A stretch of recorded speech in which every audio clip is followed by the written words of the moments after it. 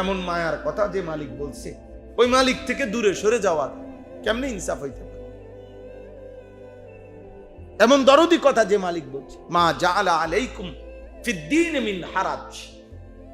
আল্লাহ তাআলা বলেন, মা জাআলা আলাইকুম ফিদ্দীন মিন হারাজ।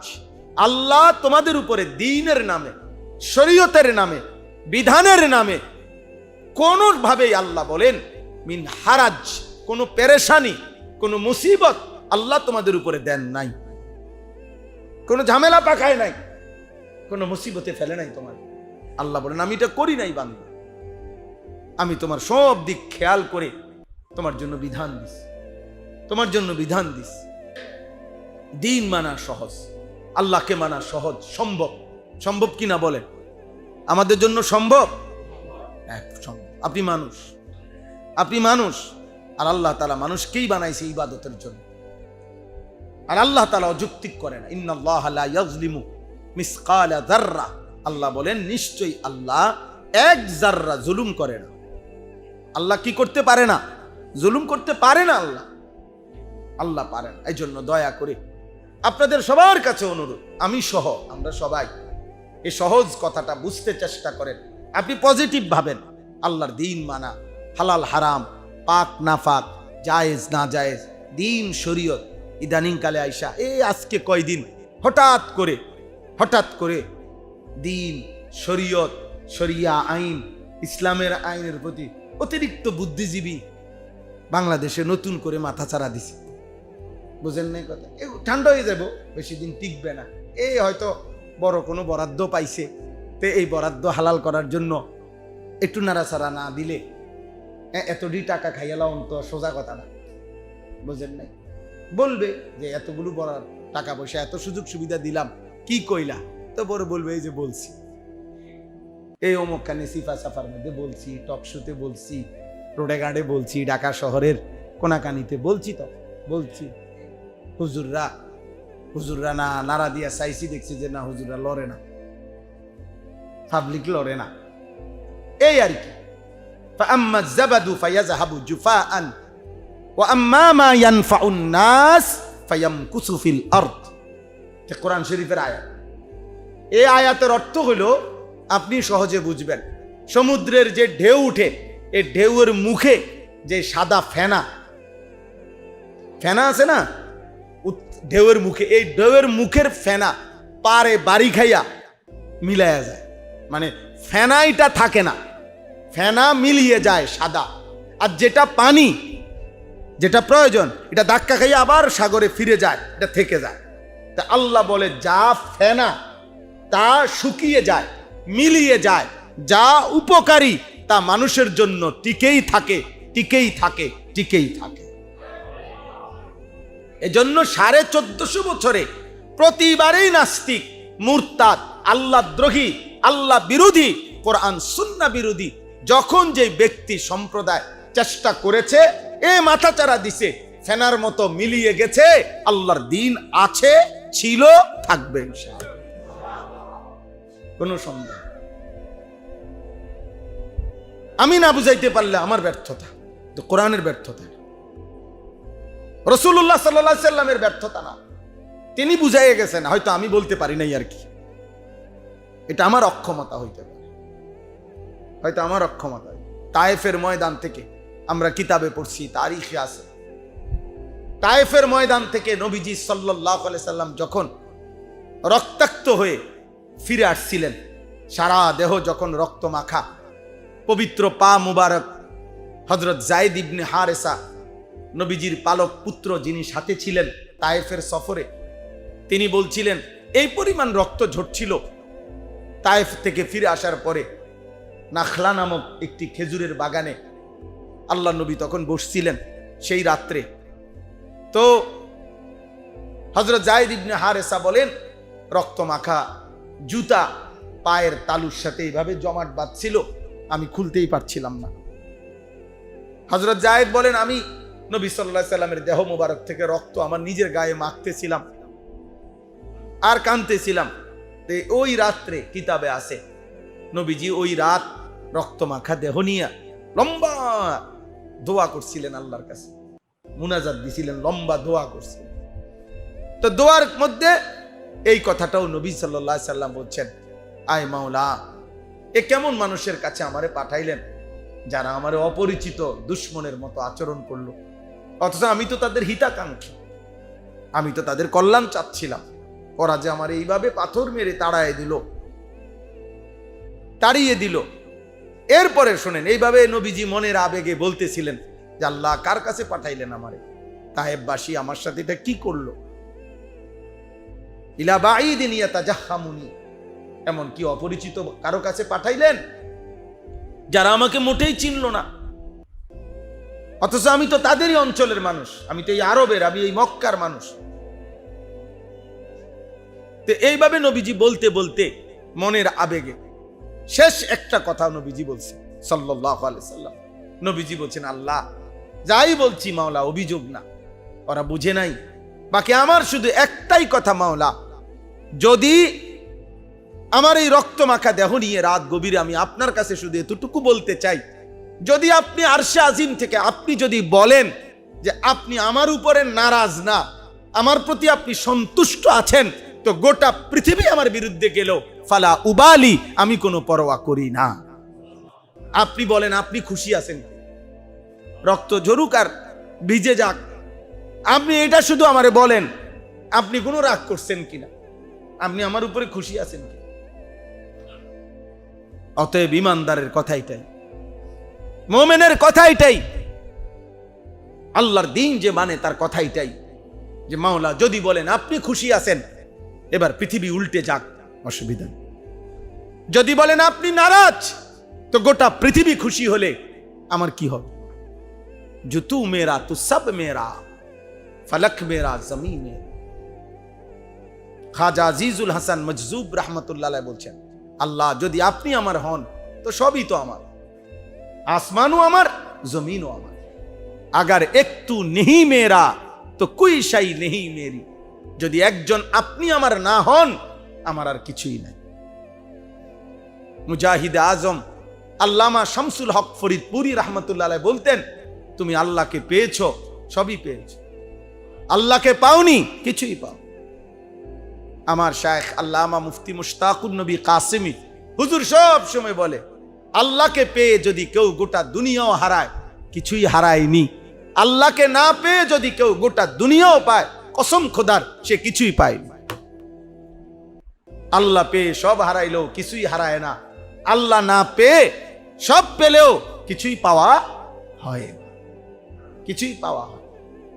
চলেন, লম্বা কথা বললাম এই বিষয়টা, আমার একটা উদ্দেশ্য হলো, এই সজল আবুল বাশার ভাই তারা তো গেছেন, সজল সব জুমা আমার পিছনে নামাজ পড়ে, প্রত্যেক জুমায় ওই বলে এখানে আসতাম, এখানে আসতাম, একটা দিন যেদিনে হোক, এই জন্য আসছি। আপনাদের সাথে সাক্ষাৎ হইল, অল্প একটু কথা বলার সুযোগ হইল। এই মসজিদে আমার শায়েখ বয়ান করতেন, আমি শুনছি। তো এই কারণে আপনাদের কাছে আমার প্রথম কথা এটা, আপনারা আলহামদুলিল্লাহ শহরের মানুষ, শিক্ষিত মানুষ, বুঝমান মানুষ, আপনাদের কাছে প্রথম কথা এটা বলে যে দিন মানা সম্ভব, সম্ভব কি না বলেন? আল্লাহর বিধান মানা কি সম্ভব? দয়া করে কোন রকমের নয় সই কইরা, মাথা নোয়াইয়া, গার নোয়াইয়া, চালাকি কইরা, দমক দিয়া অথবা কৌশল করে আপনি দিন থেকে দূরে সরেন, দিন থেকে দূরে। এখানে কোনো চালাকি করেন না, চালাকি বরং মানা যায় কেমনে, এইটা পজিটিভলি ভাবেন। আও না আকিলু, আকল খাটান, আল্লাহকে মানা সম্ভব, এটা আপনি পজিটিভলি বলেন, আপনি ইতিবাচক ভাবে দেখেন। প্রত্যেকটা হালাল হারাম, প্রতিটা জায়েজ না জায়েজ আপনি ফিকির করেন। আপনার ছেলেটা ফজরের নামাজ পড়ে না, এটা আপনার জীবনের ব্যর্থতা, আপনি এটা ভাবেন, ওরে কেমনে ফজরের নামাজের মুসল্লি বানাবেন। 365 দিনে খোদার এক বছরে একজন মুসলমানের সন্তান, মুসলমান বাবা মা জীবিত থাকা সত্ত্বেও ফজরের নামাজ পড়ে না, আল্লাহর কসম এর চাইতে বড় ব্যর্থতা আর কিছু হইতে পারে না আব্বা। এটা ভাবা যায় না, এটা মানা যায় না, মানা যায় না।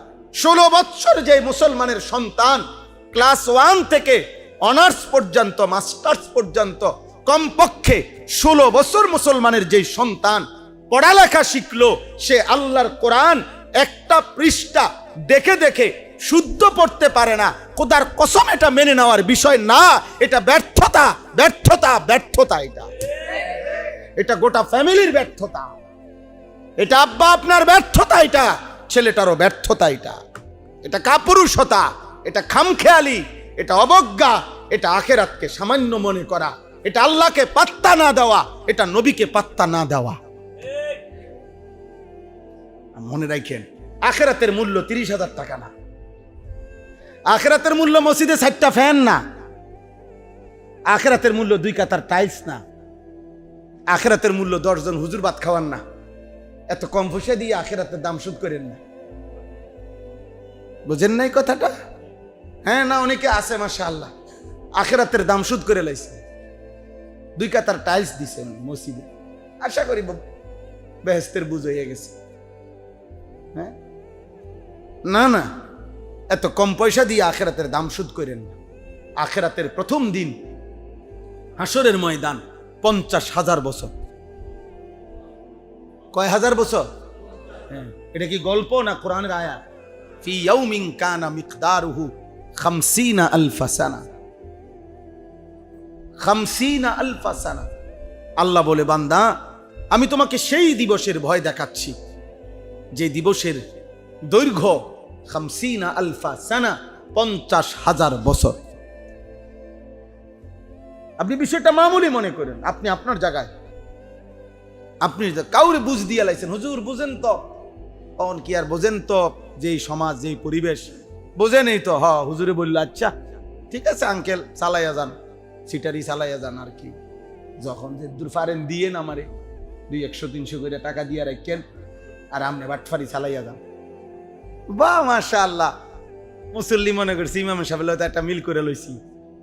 ইমামে আর মুসল্লি মিল্লা গেলে আখেরাত ক্লিয়ার। মা কথা কয় না, আখেরাত ক্লিয়ার, মস্কারি আখেরাত। হ্যাঁ, আখেরাত ইমাম সাহেবের আব্বার সম্পত্তি। হ্যাঁ তো কি আমরা না না, নিজেরা একটা মিল, ফিরসা হুজুরের লগে মিল করে নি। হুজুর খাস করে দোয়া করেন, যা পারছি দিছি, সামনে দিমু, যখন যেটা পারি দিয়া যামু। আমনে এই সাইডে আমনে খেয়াল রাখেন, এই সাইডে আমি আসি নিজে যে দূর পারি, সুদে কিস্তিতে বাটপাড়িয়ে সিটারিয়ে 2 নম্বরই 6 নম্বরিতে। নাউজুবিল্লাহ, নাউজুবিল্লাহ। আল্লাহ আমাকে মাফ করে দেন। আখিরাত যেন আমরা মামুলি মনে না করি। আখিরাত মামুলি মনে, আখিরাত বড় লম্বা সফর। জীবনের উদ্দেশ্য একটাই, আখিরাত। মুসলমানের বেঁচে থাকার সার্থকতা আখিরাত। আখিরাত কোরআনুল কারীমের এই সূরাতে আছে, হুয়াল্লাযী খালাকাস সামাওয়াতি ওয়াল আরদা ফি 6 আইয়ামিন। আল্লাহ তাআলা বলেন, ওয়া কানা আরশুহু আলাল মা লিয়াবলুয়াকুম আইয়ুকুম আহসানু আমালা। 6 দিনে আমি আসমান ও জমিন সৃষ্টি করেছি। আসমান ও জমিন সৃষ্টি করার পূর্বে আমার আরশ পানির উপরে ভাসমান ছিল। আল্লাহ তাআলা বলেন, এই 6 দিনে 7 আসমান ও জমিন আমি সৃষ্টি করেছি বান্দা, কেন জানো? লিয়াবলুয়াকুম, তোমাদেরকে পরীক্ষা করার জন্য। ইন্না জাআলনা মা আলাল আরদি জিনাতাল লাহা, সূরা কাহফের মধ্যে আছে।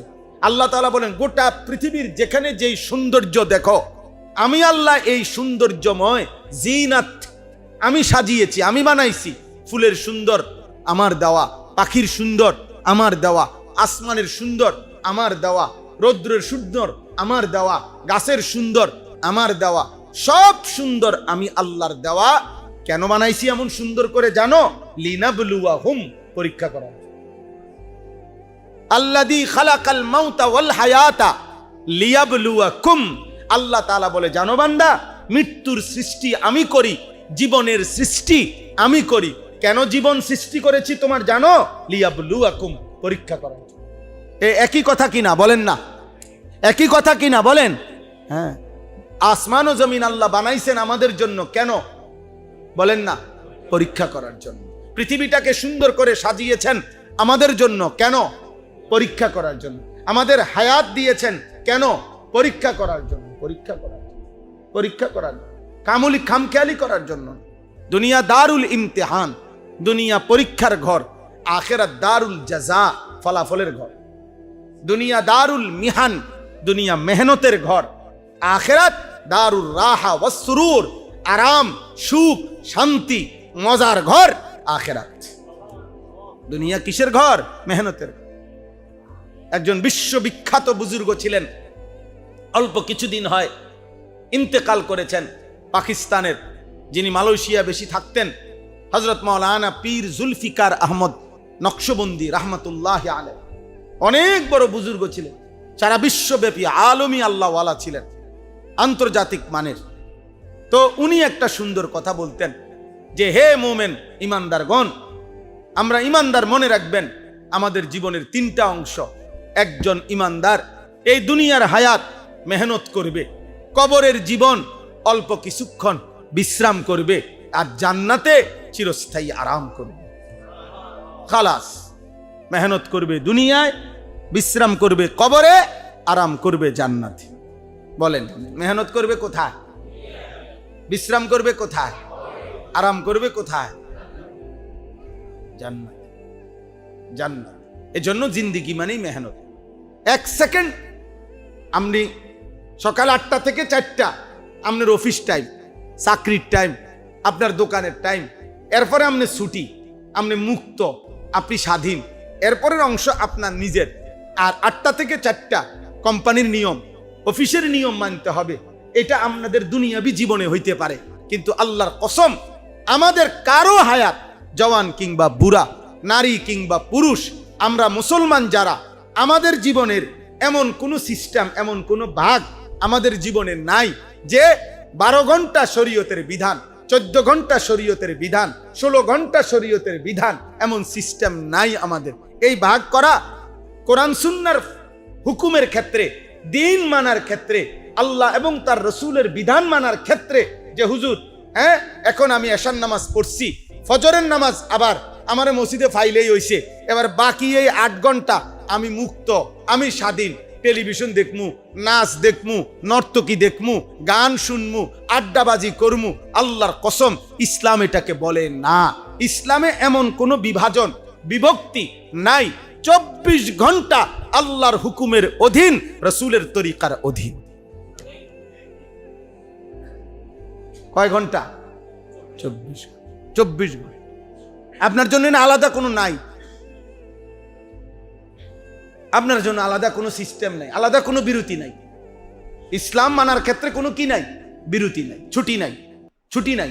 মুমিনের কোনো ছুটি হয় না, ইমানদারের ছুটি হয় না, ইবাদতের কোনো ছুটি হয় না, সুন্নাত অনুসরণের কোনো ছুটি হয় না, আল্লাহকে মানার কোনো ছুটি হয় না। হাসি, কান্না, আনন্দ, বেদনা, আবেগ, অনুভূতি, ব্যক্তি, ঘর, সংসার, স্বামী স্ত্রী, ছেলে মেয়ে, বাজার, ব্যবসা, দেশ, রাষ্ট্র, রাজনীতি, আন্তর্জাতিক পরিমণ্ডল, পেশাব, পায়খানা, আহার, নিদ্রা, খাদ্য, খাবার, এমনকি একেবারে নিঃশ্বাস কেমনে ফেলবে, খোদার কসম নবী তাও উম্মতের জন্য ঠিক করে দিয়েছে। এজন্য হাদিসে আছে, আল্লাহ নবী সাল্লাল্লাহু আলাইহি সাল্লাম বলছেন, নবীজির সাহাবীরা বলছেন যে, এই দেখেন, এই বাচ্চাটার দিকে দেখেন, ওর দিকে দেখেন, ও যদি এখানে আপনার পারমাণবিক বোমাও পড়ে, এরপরও ওই মোবাইল থেকে চোখ সরাবে না। এমন মনোযোগ দিয়ে দেখ, এমন ওই জন্য জমিদার এমন ভাবে হেলান দিয়ে বসছে, এখানে এতগুলো বয়স্ক মানুষ, এতটা ছোট বাচ্চার কোনো ফিকির নেই।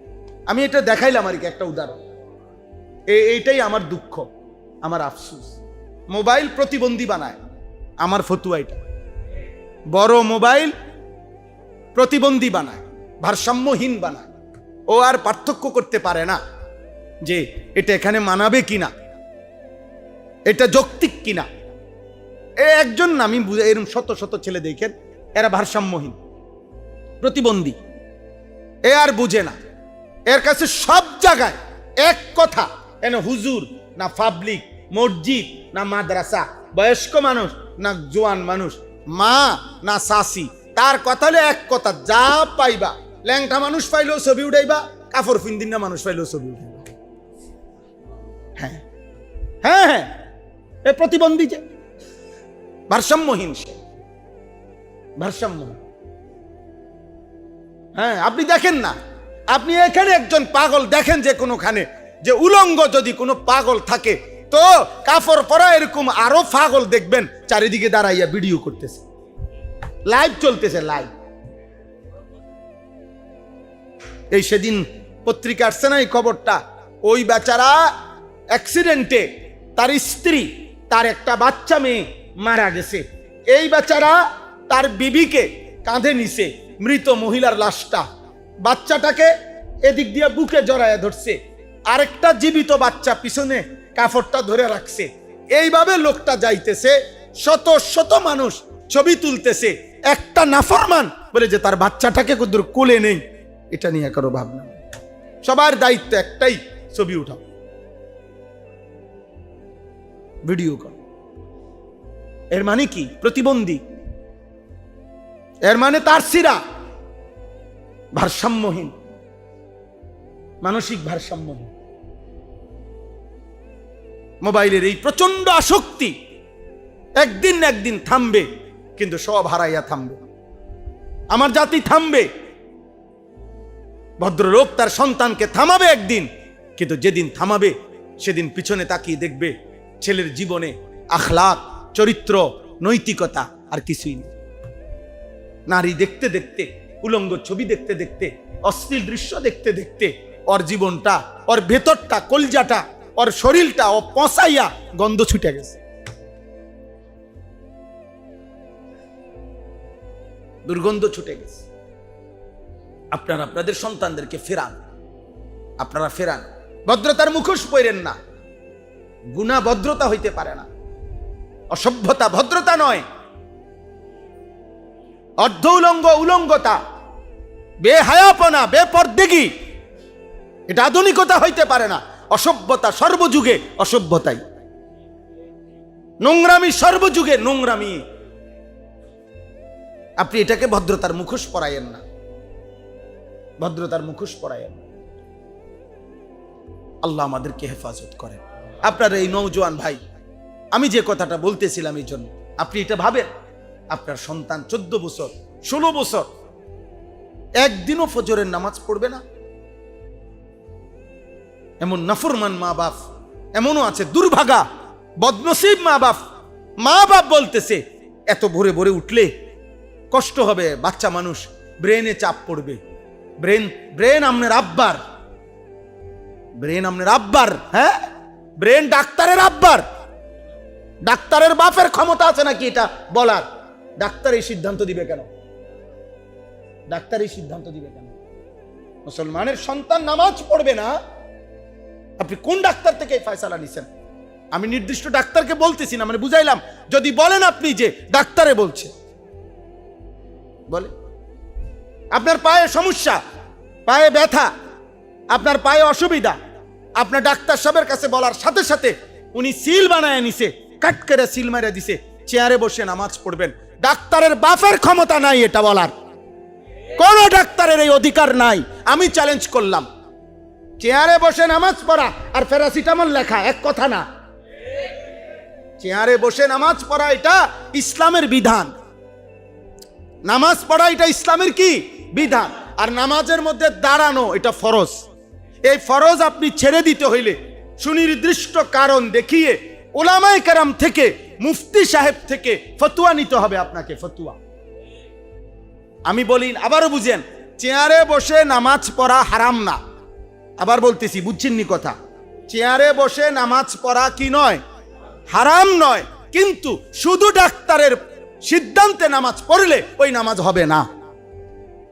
ডাক্তারের এটা অধিকার নাই, এটা একটা ফতোয়া, এটা প্যারাসিটামল না। কথা বুঝেন নাই আমার? চেয়ারে বসে নামাজ পড়বে লোকটা, না বসে নামাজ পড়বে না দাঁড়াইয়া পড়বে, এটা কি ওষুধ না ফতোয়া?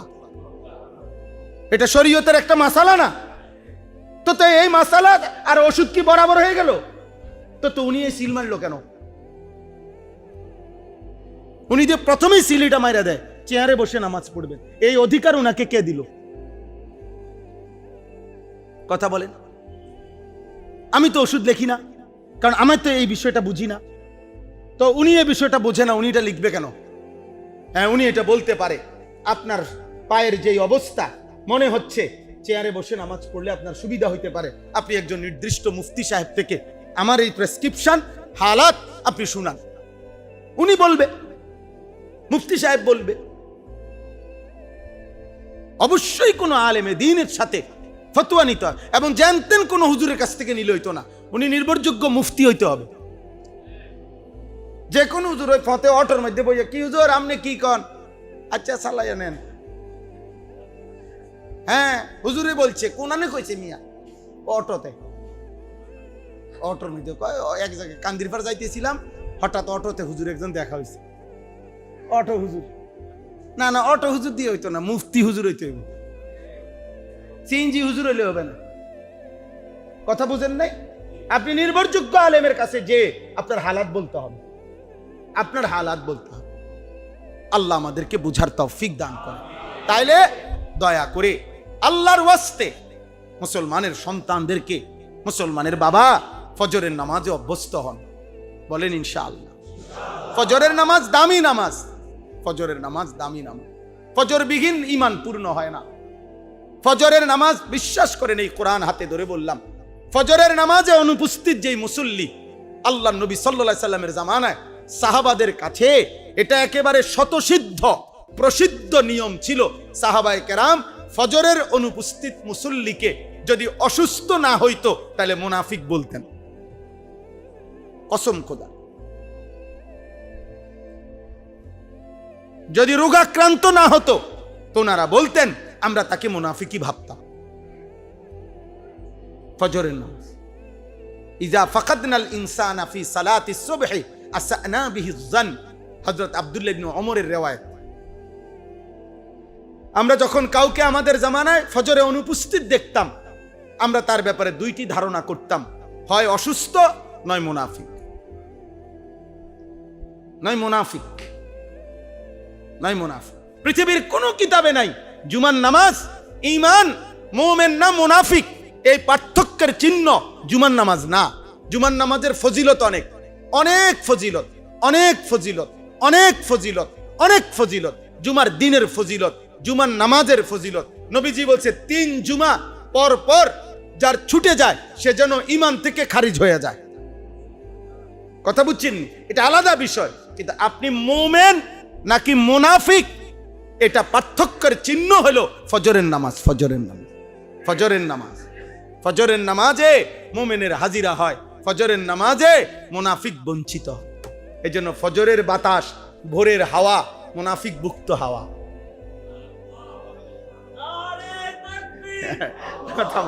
ফজরের হাওয়া, হ্যাঁ এটাই বাস্তবতা, মুনাফিক মুক্ত হাওয়া। ফজরের ওয়াক্তে শুধু মুমিন জাগে, মুনাফিক জাগে না, মুশরিক জাগে না, বেঈমান জাগে না, জাগে শুধু ঈমানদার। যে কয়জন টিকছে খালেস পিওর মুমিন টিকছে, হোক 5 জন, হোক কয়জন, 5, হোক না 10 জন, কিন্তু টিকছে কোনটা? একটা পিওরটা, ফজরের নামাজ। ফজরের নামাজ মুমিনের নামাজ। দয়া করে নিজের ঈমানের হেফাজত করেন। আখিরাত, আবারও বলছি, আখিরাতকে মামুলি মনে করবেন। ওয়ালা তুখজিনি ইয়াওমা ইউবআসুন। কোরআনে আছে ইব্রাহিমের মতো নবী, এত মর্যাদা আল্লাহ যাকে দিবেন, বন্ধু বানাইছেন, সেই ইব্রাহিম নবীর দোয়া কোরআনে আছে। ইব্রাহিম নবী আল্লাহর কাছে বলতেন, আল্লাহ হাসরের ময়দানে দাঁড় করাইয়া আমি ইব্রাহিম রে বেইজ্জতি করেন না, আমার ভয় হয় মাওলা, আমার ভয় লাগে, আখিরাত আমার ভয় লাগে মাওলা, আমার বেইজ্জতি করেন না।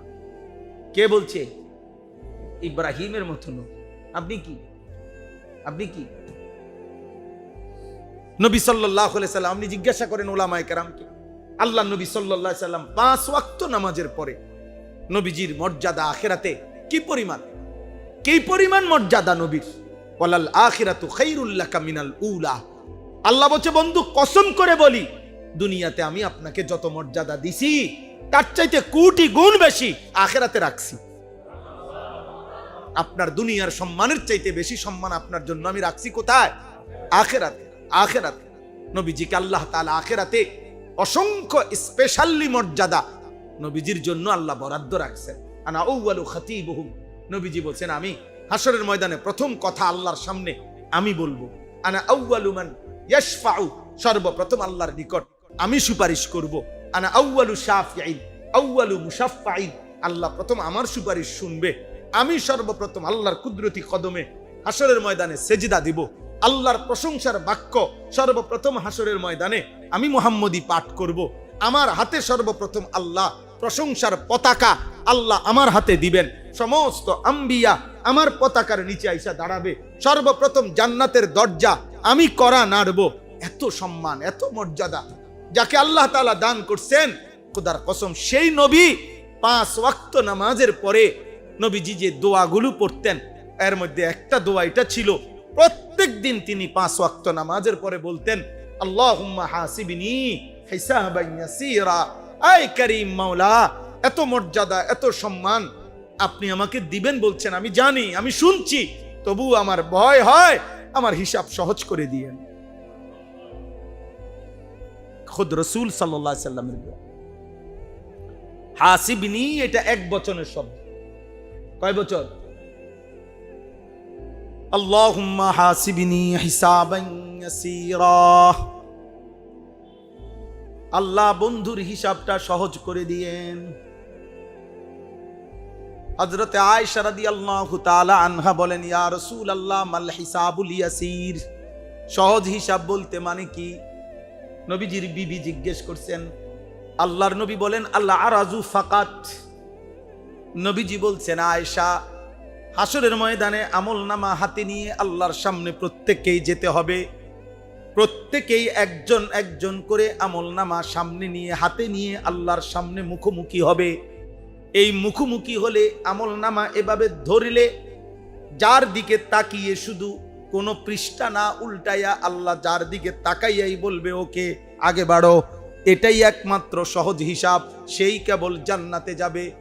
আল্লাহর নবী বলেন, আয়েশা, রব্বুল আলামিন যদি কাউকে বলে বান্দা একটা পৃষ্ঠা উল্টাও হিসাবের, খোদার কসম নবী বলেন নিশ্চিত জাহান্নামে যেতে হবে। মান্নুকিশাউযিবা, যারই আল্লাহ হিসাব চাইবে তারই আযাব হবে। যাকে বলবে পৃষ্ঠা উল্টাও, সে বলবে আমি শেষ, সে বলবে আমি শেষ, ফেরেশতারা বলবে তুমি শেষ। হ্যাঁ, এটা হলো হিসাবে ইয়াসির। আল আরাজ, আরাজ মানে পেশ করা, পেশ করা মানে সামনে শুধু ফাইলটা কি করছে, তুলে ধরছে, আর আল্লাহ তাআলা তাকায় বলছে ওকে আগে বাড়ো, ঠিক আছে, তো সেই জান্নাতে যাবে। আল্লাহ আমাকে মাফ করে দেন, আল্লাহ আমাদের সবাইকে মাফ করে। আব্বা দিন মানেন, আল্লাহকে মানেন, আল্লাহকে মানেন। খাইয়া দাইয়া যে যেমন আছেন এত সালাকি মনে করেন, খাইয়া দাইয়া জন্তু জানোয়ার আমাদের চাইতে ভালো আছে। তারা ফরমালিন মুক্ত খানা খায়, জঙ্গলের প্রাণী শতভাগ ফরমালিন মুক্ত খাবার খায়। বাঘের খাবারে কোনো ফরমালিন নাই, বাঘে কোনোদিন ফাঙ্গাস তেলাপিয়া খায় না, বাঘে সবজি খায় না, ভেজিটেবল খায় না, প্রতিবেলাই গোশত খায়, প্রতিবেলায় গোশত খায়। প্রেশারেরও অসুবিধা হয় না, অ্যালার্জিরও অসুবিধা হয়, খাইয়া সুরে লাইতে আছে খাইয়া। বুঝেন না? দুনিয়া জানোয়ার আমাদের চাইতে বেশি ভোগ করে। দালান বিল্ডিং, দালান বিল্ডিং আব্বা, মানুষও থাকে জানোয়ারও থাকে। আমি এইবারও দেখছি কোরবানির আগে, আঙ্কেলরে জিজ্ঞাসা করছি, আঙ্কেল দোতলায় এদিক দিয়ে কি? হুজুর আমি এনে কয়টা ছাগল পালতেছি। আমি মাশাআল্লাহ আঙ্কেল, মানুষ থাকে নিচতলায়, ছাগল থাকে দোতলায়। আল্লাহ পাক ইজ্জত দিলে কি না করতে পারে, আল্লাহ যদি সম্মান দেয় ছাগলও দোতলায় উঠে। আল্লাহর ইচ্ছা, আল্লাহ যারে ইচ্ছা সম্মান দেয়, যারে। বুঝেন না? আঙ্কেলের দোতলার মধ্যে ছাগল থাকে, আঙ্কেল নিচতলায় থাকে। বাথরুমও টাইলস লাগায়, বেডরুমও টাইলস লাগায়। অতএব আহামরি কিছু না, এটা কিছুই না। দুনিয়া ধোঁকা, দুনিয়া তামাশা। আপনার দুনিয়া আপনার সন্তানরা ফেলে দিবে, অন্য কেউ না।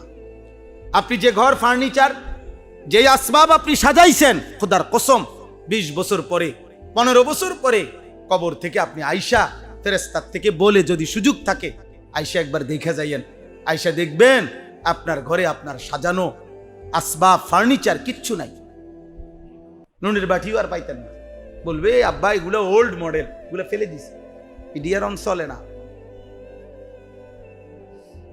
এগুলো আর চলে না। আমার আব্বারও তো কোনো 2015 সালে আব্বা ইন্তেকাল করছে, তাহলে আজকে 11 বছরে আমাদের ঘরে এখন আর আমার আব্বার স্মৃতি হিসেবে একটা লবণের বাটি দেখাইবার মতো জিনিসও আমাদের কাছে না। আমার আব্বা তো আপনাদের এখানেই ছিলেন, কুমিল্লা শহরে ঠাকুরপাড়া বড় মসজিদের ইমাম ছিলেন আমার আব্বা। 43 বছর আব্বা এক মসজিদে ইমাম ছিল, ঠাকুরপাড়া বড় মসজিদ। এই একটাই প্রাইমারি স্কুল আছে ওইখানে, রামকৃষ্ণ স্কুল, এই স্কুলের অপোজিটে যে মসজিদটা, এই মসজিদের ইমাম ছিলেন আব্বা। আমি ওই স্কুলেরই ছাত্র। হ্যাঁ, তাইলে দুনিয়া আপনার সন্তান ফেলে দিবে, আপনার সন্তান, আপনার সাজানো দুনিয়া ওরা ফেলে দিবে, প্রতিবেশী না। আপনি চলেন, আমরা প্রত্যেকে ইনশাআল্লাহ নিয়ত করি আমরা নিজের এবং পরিবারের আখিরাত নিয়ে ভাববো ইনশাআল্লাহ। বলেন ইনশাআল্লাহ। আপনার স্ত্রী পর্দা করে না, আপনি এটার উপরে সন্তুষ্ট হইয়া মেনে নিয়েন না আব্বা।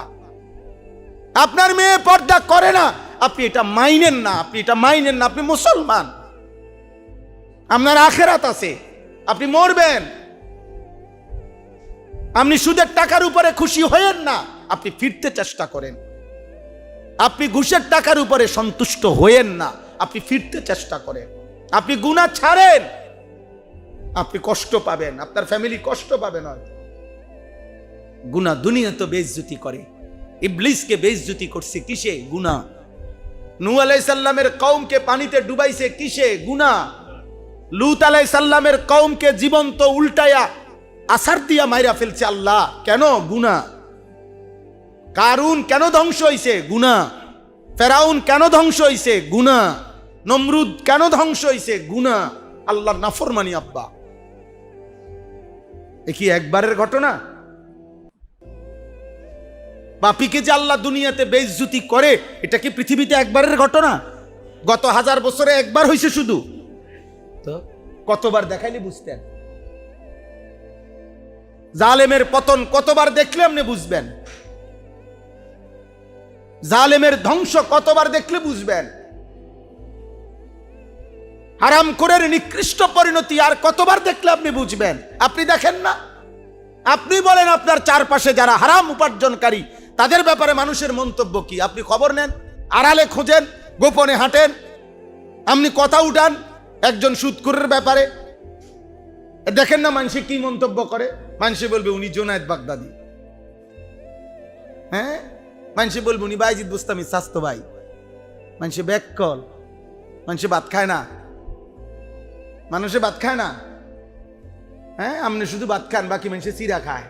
উনি মনে করছে বোঝে না, মানুষে বোঝে না, হ্যাঁ না, আপনি যে ঘুষ খান এটা আমনে ছাড়া আর কেউ বোঝে না, কারণ আপনি তো শুধু ভাত খান, আমরা 3 বেলা বন দিয়া চা দিয়া খাই, আমরা বুঝি না। আপনি চালাকি করেন কেন? মনে রাখবেন আব্বা, আপনি যেমন মানুষ বুঝেও তেমন। বলেন এই কথাটা বলেন, কি কইছি? আপনি যেমন মানুষ বুঝেও কি তেমন। মানুষ সুরেরে বাইজিদ বুস্তামি বুঝে না, বাইজিদ বুস্তামি রে সুর বুঝে না। এখন যে দুপুর, আপনারা বুঝতেছেন না সবাই? কি বুঝেন না? আজকে যে বুধবার, এটা আপনারা বুঝতেছেন না সবাই? না, রবিবার। অর্থাৎ বাস্তবতা এটাই, বাস্তবতা এটাই। আপনি যা বুঝেও তা, মানুষ বুঝেও তা।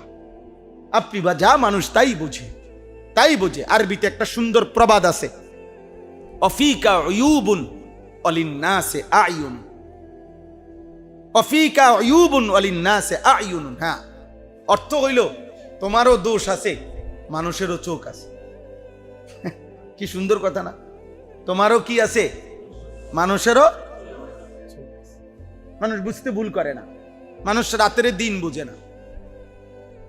কাজেই ইমানদারকে ইমানদারই ভাবে। হয়তো কখনো বলতে পারে না, হয়তো কেউ ক্ষমতার জোর দেখায়, কেউ কোনো বাহাদুরি দেখাইতে পারে, কিন্তু বাস্তবতা তাই মূল্যায়ন হয় আপনার ব্যাপারে। আপনি যা করছেন, সামনে হোক, পিছনে হোক, আড়ালে হোক, আপনার ব্যাপারে মূল্যায়ন হবে তাই আপনি করছেন যা। আমার কথাটা বুঝছেননি আপনি? আমরা নিজেরা পড়ছি, ইতিহাস কখনো ভুল কালিতে লেখা হয় না। ইতিহাস কখনো কি লেখা হয় না? ভুলকারীদের। আপনি যতই আড়াল করুক, কোনো না কোনো ব্যক্তি সাততবক জমিনের নিচে হলেও ওইখানে বৈশা হলো সঠিক ইতিহাস লিখে রাখছে। একদিন পৃথিবীতে ওইটাই প্রকাশ পাবে যা আপনি করেছিলেন।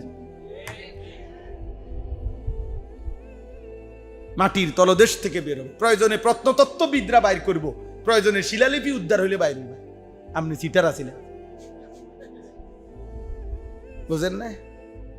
আপনি চিটার আছিলেন, আপনি বাটফার আছিলেন। নাউজুবিল্লাহ, আল্লাহ আমাকে মাফ করে দেন। চলেন, এই কথা শেষ আমার। আমি আপনাদেরকে এটা বলতে চাইলাম, নিজের এবং পরিবারের, স্ত্রী সন্তানের আখিরাতের ফিকির করো। দুনিয়া নিষেধ না, ওয়ালা তানসা নাসীবাকা মিনাদ দুনিয়া। আল্লাহ বলছে দুনিয়া ভুলে যেও না।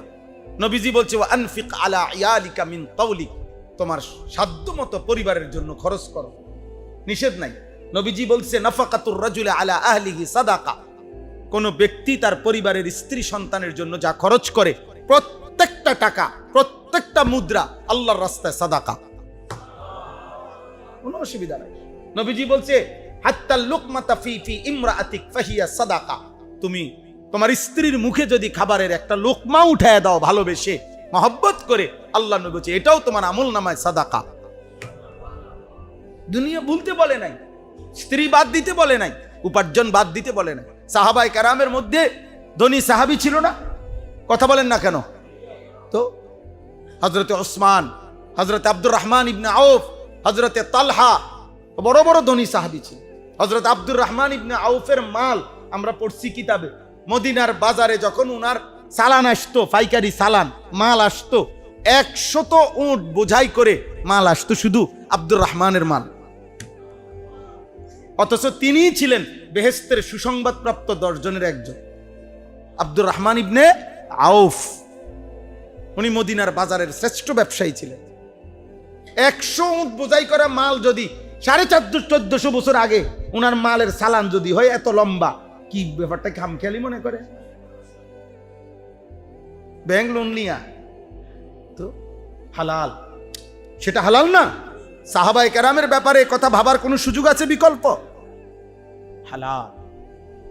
আমার কাছে কিতাব আছে আর রাসূলুল মুআল্লিম ওয়া আসালিবুহু ফিত তালিম, পৃথিবী বিখ্যাত আলেম শেখ আব্দুল ফাত্তাহ আবু গুদ্দা রাহিমাহুল্লাহর লিখিত কিতাব। ওই কিতাবের মধ্যে আছে পৃথিবীর সমস্ত মনীষী এ ব্যাপারে একমত যে প্রিয় নবী সাল্লাল্লাহু আলাইহি সাল্লামের 23 বছরের নবুয়তের জীবনে যদি নবীজির একটি মুজিজাও না থাকতো, একটি মুজিজা অলৌকিক কিছু যদি না থাকতো, শুধু এক একজন সাহাবায়ে কেরামকে যদি পৃথিবীর সামনে পেশ করা হয়, তিনি বলছেন আল্লাহর কসম, মুহাম্মদ আরবির নবুয়তের প্রমাণের জন্য, বিশুদ্ধতার জন্য, শ্রেষ্ঠত্বের জন্য সাহাবাদেরকে দেখানো এটাই যথেষ্ট। যে এমন সুন্দর মানুষ যার হাতে গড়ছে, তিনি শ্রেষ্ঠ না হয়ে পারেন। লাউ লাম তাকুন লি রাসূলিল্লাহ মুজিজাতুন ইল্লা আসহাবাহু লাকাফাউহু লিইসবাতি নবুওয়াতি, মুহাম্মদ আরবির নবুয়তের প্রমাণের জন্য যদি আর কেউ না থাকতো, আর কিছু নাই, শুধু সাহাবী মানুষগুলো দেখাইছে। আবু বকর দেখো এই মুহাম্মদের গড়া, ওমর দেখো এই মুহাম্মদের হাতে গড়া সাল্লাল্লাহু আলাইহি সাল্লাম। এরকম একজনকে এক একজনকে দেখলেই পৃথিবীবাসী বুঝতো এমন উত্তম চরিত্রের, এমন শ্রেষ্ঠতম আখলাকের মানুষ যাদের হাতে, যার হাতে গড়ে উঠছে, তিনি শ্রেষ্ঠ। তিনি কি বলেন না? আল্লাহ আমাদেরকে মাফ করেন। এখন আসেন, এই 5টি আয়াত তাফসীর করা আমার মাকসাদ।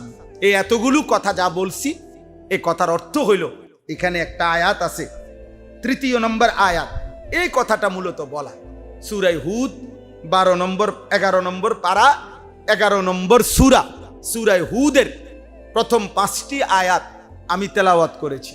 মূল উদ্দেশ্য একটা কথা বলা। আল্লাহ তাআলা বলছে, বান্দা পিছনের জিন্দেগীর সমস্ত গুনাহ ছেড়ে দিয়ে তুমি ইস্তিগফার করো, আমি আল্লাহর কাছে মাফ চাও, আর ইবাদত শুরু করে পুনরায় আমার কাছে তওবা করো, ফিরে আসো।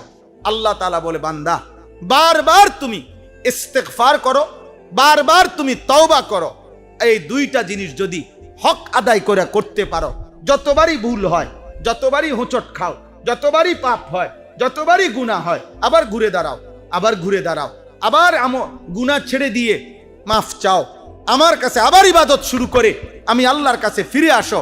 আল্লাহ তাআলা বলেন ওয়া আনিস্তাগফিরু রাব্বাকুম সুম্মা তুবু ইলাইহি, গুনাহ মাফ, পাপ ছেড়ে গুনাহ ছেড়ে দিয়ে আমার কাছে মাফ চাও, ইবাদত নতুন করে আবার শুরু করে আমার কাছে ফিরে আসো।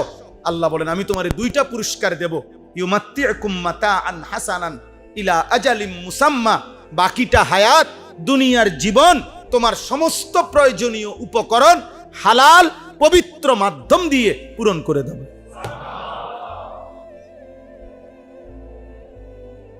হ্যাঁ, ইউমাত্তিউকুম মাতাআন হাসানা, প্রয়োজন পূরণ করব, তবে শুধু প্রয়োজন পূরণ না, যাবতীয় উপকরণ দেব, শুধু উপকরণ দেব না, হাসানা যেটা পবিত্র যেটা হালাল ওইটা দেব। নারীর চাহিদা ও নর্তকী দেখে পূরণ করছো, উলঙ্গ ছবি জিনা ব্যভিচার দেখে, নাটক দেখে, সিনেমা দেখা, মোবাইলের অশ্লীল দৃশ্য দেখা, আল্লাহ তাআলা বলে না বান্দা আমার কাছে আসো, পবিত্র হালাল স্ত্রী দিয়ে আমি তোমার প্রয়োজন পূরণ করে দেব।